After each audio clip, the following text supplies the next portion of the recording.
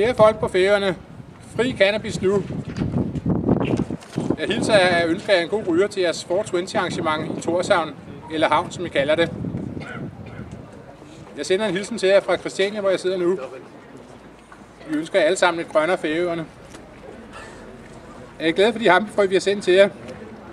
Jeg er blevet tilbudt at komme op til jeres arrangement i Tórshavn, men jeg lider desværre af flyskræk. Så nu sender vi det her på den her måde.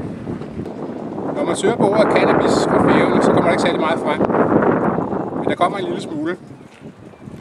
Det ene, det er en artikel fra 2003, hvor der står om den vildeste fangst, der nogensinde har været på Færøerne. Det er en person, der blev taget med 20 kilo cannabis.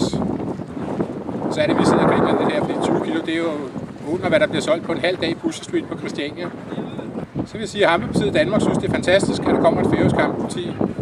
Jeg ønsker jer god vind, peace og sejr. Så har jeg hørt, at der kan gro hamp på Færøerne, og Færøerne er faktisk et meget godt sted at dyrke hamp. Klimaet er helt fint, så der er ikke nogen undskyldninger for ikke at dyrke hamp. Det er bare om at komme i gang.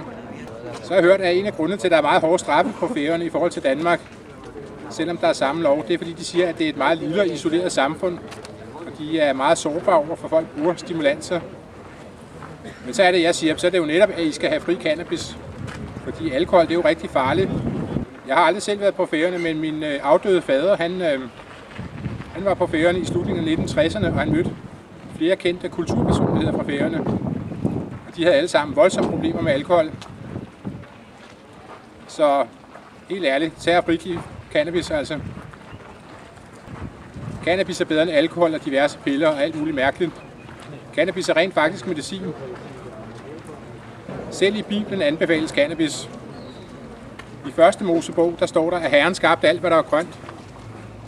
Hvis man tager det på arabisk, så betyder det katra eller kitra, og det betyder cannabis oversat. Altså der står faktisk, at Herren skabte cannabis. Så står der et andet sted, at man bruger hamperæb på Færøerne til at nedfire sig selv, når man skal ned over fuglefjeldene for at samle æg ind. Det er jo meget sjovt, så hamp er jo ikke ukendt på Færøerne. Så der er ikke noget at være bange for, kære færinge. Når man har nydt noget cannabis, så kan man godt more sig lidt over, at der er en færøsk fugl, der hedder tjaldur. Det synes vi i hvert fald her er ret sjovt. Og der er jo nogen i Danmark, der mener, at ordet tjal, det bruger vi jo for cannabis her.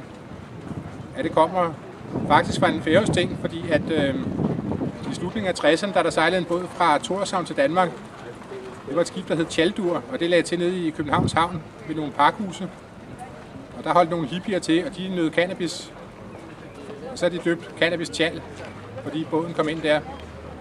Den har åbenbart haft cannabis med tilbage til Færøerne, eller sådan. Det ved jeg så selvfølgelig ikke noget om. Det er bare noget, jeg har læst en gang. Færøerne er sådan en gammel vikingested, hvor man snakker oldnordisk, og ordet tjal, det betyder faktisk telt. Den græske historiker Herodot, han beskriver skyterne. De gik ind i et telt, hvor de brændte hamp af og sad og indåndede dem. Måske jeres forfædre på Færøerne har gjort det samme. De gæve gamle vikinger. Det var sikkert ikke kun møde, de nød. Men det er godt, I begyndte at holde 420-aktion på Færøerne nu. Det er jo en amerikansk tradition tilbage fra Kalifornien i slutningen af 60'erne. Det var en gruppe high school-studerende, der mødtes kl. 20 minutter over 4, når de havde fået fri, under en statue af Louis Pasteur, og så rørte de en masse cannabis. Så det hedder egentlig også 420 Louis. Men nu er det blevet en dansk tradition også, det blev holdt her i Danmark, København, de sidste 2 år, og nu også i Tórshavn. Rigtig godt. Så vil jeg sige, hold ud. I vinder til sidst. Vi vinder til sidst. Fri cannabis, det er en trend, der sker i hele verden. Det kommer før eller siden.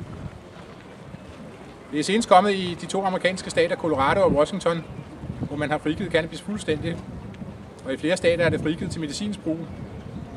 Så det er på vej. Her i vores havn, København, der vil Københavns borgerrepræsentation også have frigivet cannabis. De vil lave forsøg med legale cannabisbutikker. Det er selv vores overborgmester, han går ind for det og anbefaler det. Men regeringen siger nej.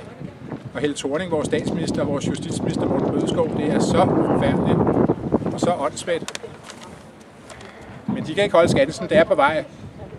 Nu er der flere i Socialdemokratiet, som er deres parti, der siger, at hovedbestyrelsen skal gå ind for fri cannabis. Så det er kun et spørgsmål om tid. Til sidst vil jeg sige det her. Fri cannabis, det vil være en ren pengemaskine for Færøerne. Jeres lille ø-samfund vil blive så rigt. Jeg har en vision om, når engang cannabis bliver frit i Danmark og på Færøerne, om forhåbentlig ikke så lang tid, så kan I på Færøerne begynde at dyrke cannabis og sælge til os i Danmark. I bliver så rige, alle sammen. Jeres betalingsbalance vil blive styrket så meget. Så derfor, fri cannabis i Danmark, fri cannabis i Færøerne. Hold ud. Cannabis nyder i Tórshavn. Tillykke med, at I har stiftet Hampepartiet. Fri cannabis. Tak.